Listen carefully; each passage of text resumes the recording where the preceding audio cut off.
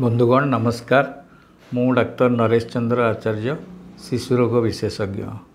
मु दीर्घ 45 वर्ष है जन्म ठार आरंभ कर 14 वर्षर शिशु मान चिकित्सा कर आसुअछि।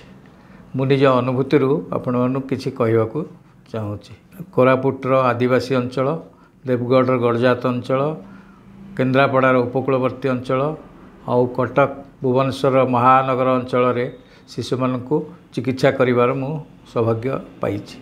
मु मध्य 10 वर्ष काल सम मेडिकल कॉलेज रे अध्यापना करिछि।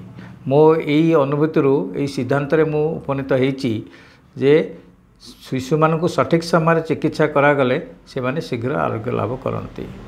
सठिक समयटी होउछि जे 2-3 घंटा प्रथम जा गोल्डन आवर से समयटी उपयुक्त विनियोग करें शिशु शीघ्र आरोग्य लाभ करे।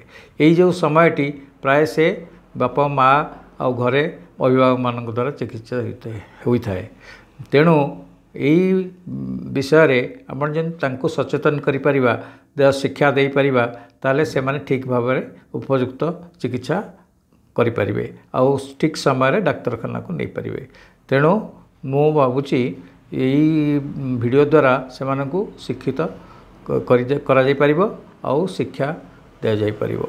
तेणु आशा करुछि आपण माने एई मोर वीडियो को अधिक संख्या रे लाइक आउ सब्सक्राइब कले मु अधिक संख्या रे एई वीडियो करिया को उत्साहित हेबी।